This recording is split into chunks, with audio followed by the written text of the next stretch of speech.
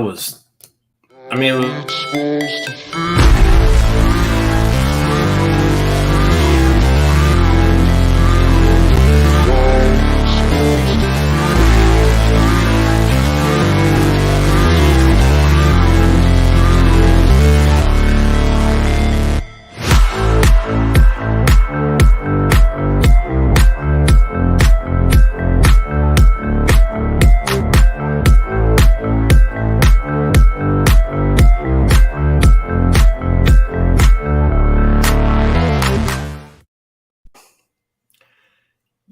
Yo. Good evening. It's almost midnight. Yeah. Pirates lose to the Yankees 16-0. This is the NS9 Postgame Show brought to you by Pittsburgh Baseball Now. I'm Jim Rosati. With me is Tyler. That was embarrassing again. It really was.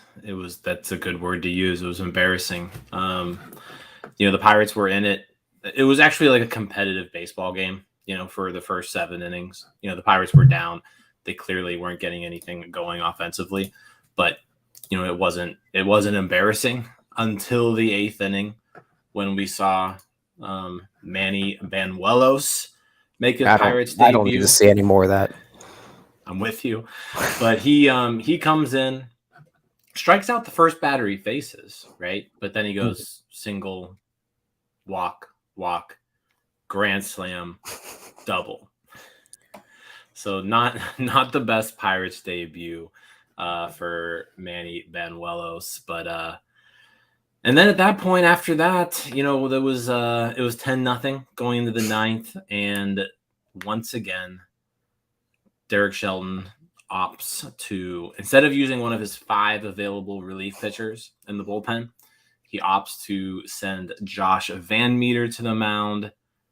Josh Van Meter proceeds to give up a single, a grand slam, a homer, a single, a walk, a single, and a single. So next thing you know, it's 16-0 Yankees. And that's when, you can start using the embarrassing adjective, and you are dead on with that descriptive word. Yeah, there comes a point. This is happening once a week at this point. Like, they're getting embarrassed once a week and losing by 15 runs. You're not supposed to lose by 15 runs once a week and throw a position player once a week. Come on, Shelton, come on.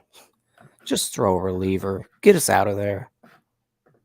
Maybe take that time to develop some of your arms that could use some confidence. For God's sake, just don't throw Josh Van Meter out there. People want to go to bed. I want to go to bed. Also, I never used to be a pace of play guy. Something about this team and playing the Yankees makes me just a super pace of play guy. Yeah, because I will say this, like Severino was just slow. Like, one of the slowest pitchers I've watched for a while. It was like watching Eric Bedard. There were multiple times. I remember in particular, it was a Daniel Vogelbach at bat.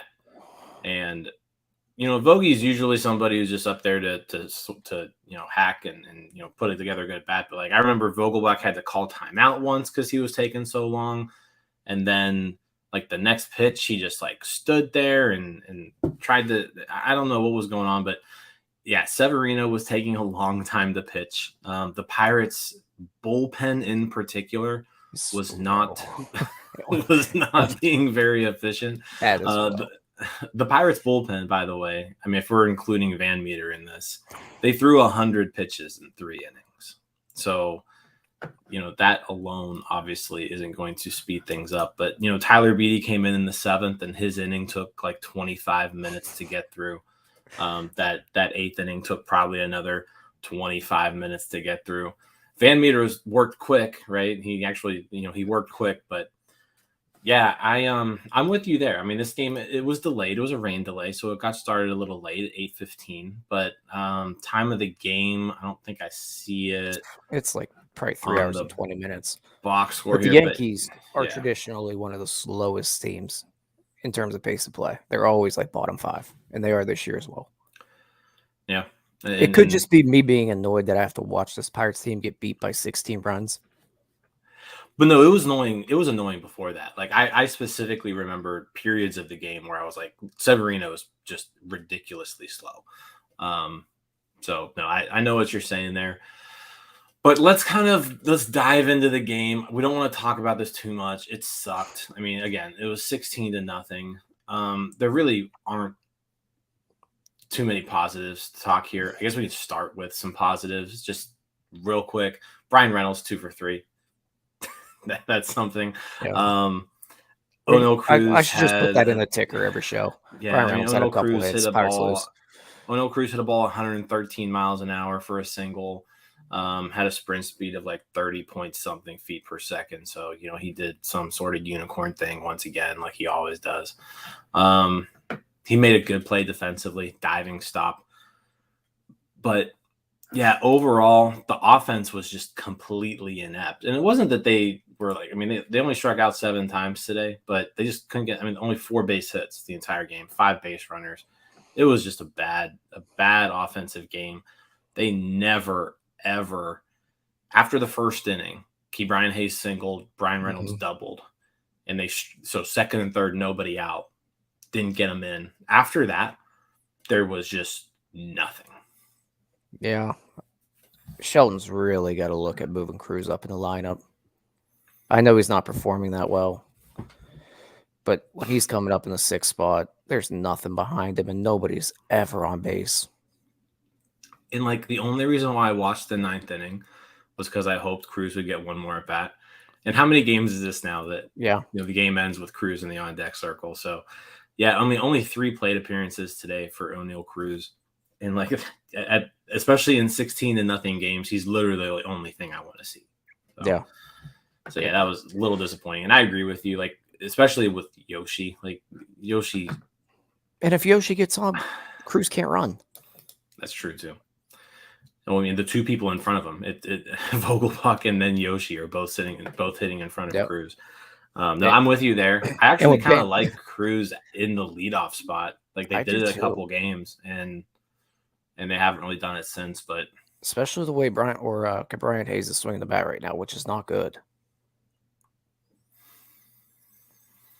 I mean, nobody but Brian Reynolds is swinging the bat well right now. Also, I don't want to watch Ben Gamble behind O'Neal Cruz because every time Cruz tries to steal, he swings. That's getting old. That did happen today. I want to watch the guy run. Yeah. I'm here for one reason. So, I mean, offensively, it was bad. It was so bad. Yeah.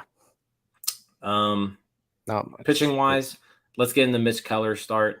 I thought he was passable, I guess, if that's the right word to use. Like it wasn't. He was good through 5. Yeah, he was good through 5. The 6th inning, he made 2 bad pitches and they both got destroyed. So that ended up being a damper on his day. But ultimately, he goes 6 innings. He gives up 10 hits, but 4 runs. 2 of those 10 hits were homers, solo home runs.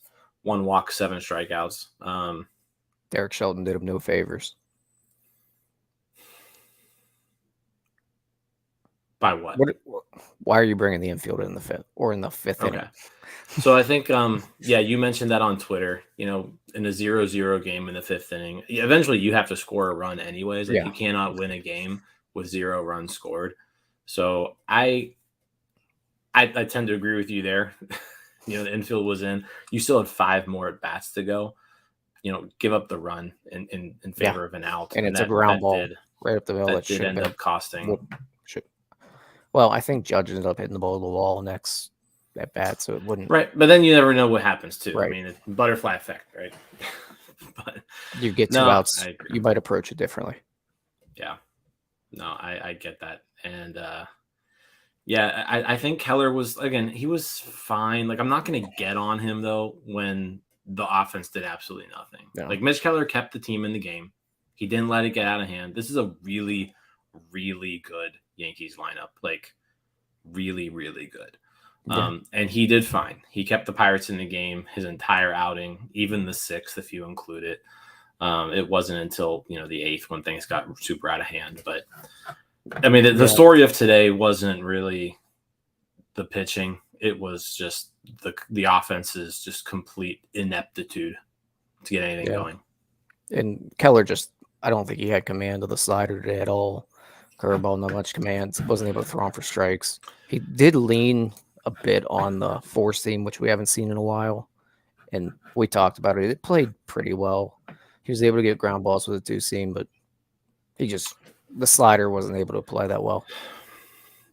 Yeah, I feel like he didn't even really throw a ton of off-speed pitches. I mean, out of his 95 pitches, 59 were either his sinker or his four-seamer. So well over 50% of his pitches, 62% of his pitches were fastballs. So that, lends me to believe that the breaking stuff, he wasn't feeling it tonight. You mentioned the sinker played really well.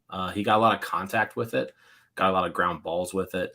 The four-seam fastball, he threw it 20 times, and there were 9 swings and misses out of 14 swings on it. So it was playing well. I think the four-seam fastball, now that he's got the sinker, like, it's nice to have the contrast in the two, because they're both very similar pitch speeds.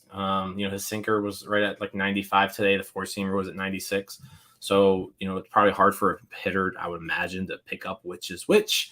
So that four-seam fastball, it definitely plays off of that sinker, and he was utilizing that tonight. He made the mistake to Gallo in the 6th, where he didn't get it up high enough. That ball was just right down the middle. And, Gallo has his flaws and his struggles, but every once in a while, the one thing he can do is hit a ball far. And he did that today. So, yeah, I mean, just overall, I mean, 16-0, there's just not much good to say about any of this. No, and this sounds bad, but I can't wait to get Tyler Heineman back, because I don't want to watch Michael Perez behind the plate ever again. The more I watch him, when you notice something on someone and then you just pay attention to it and it drives you crazy. I just started watching him more and more behind the plate. I'm like, this guy sucks so bad back there. He does nothing well. He blocks okay. He can't frame a pitch to save his damn life. I mean, the whole catching position in general is a mess. I guess I'd rather have Heineman back there than Perez. And tomorrow, I would imagine, doubleheader tomorrow. So you'll probably see Delay back there one game, and then Perez the other game. Yeah. But yeah, it's just that position. It's so bad. And I haven't looked at it in a while, but it's just crazy how awful the catching position is all around in baseball right now. Because we even saw it with the Yankees today with Higashioka. He hit a homer off of Tyler Beatty today, which is pretty impressive considering Tyler Beatty's Clay Holmes like stuff. But I mean, he's got worse offensive numbers than Michael Perez. So I mean, it's kind of crazy. And looking at Fangraphs, actually, there are 6 teams with worse catching than the Pirates in Major League Baseball. That's probably because Roberto Perez was there for a month. But that's the thing. Like, that's how bad catching is right now in the sport. Is you've got 6 teams, 3 of which are actually pretty good. The Astros, the Cardinals, and the Mets are all worse than the Pirates when it comes to their catching situation. So, I don't know. It's a position that it's hard to find quality players in. There's only 7 teams that are getting above average hitting out of their catching position. And those are clearly I don't even care about the hitting at this point. I just want to watch a guy actually get a called strike, and not because the umpire feels bad. Yeah.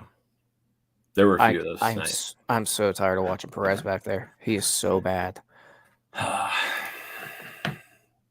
tired of watching him at the plate too.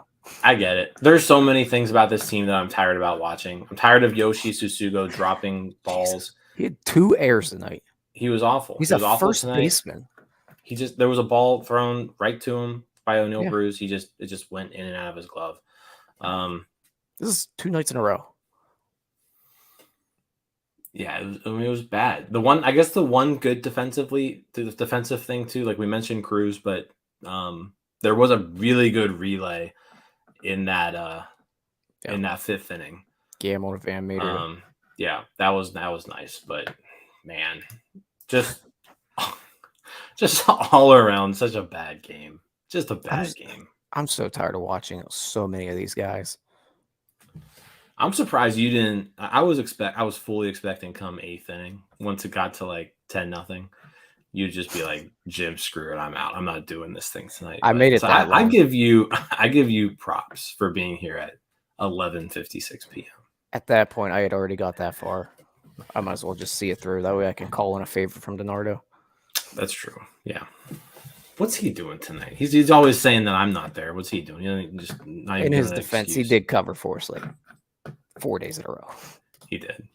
I guess we actually did stuff 4th of July weekend. He just sat at home and watched the Pirates.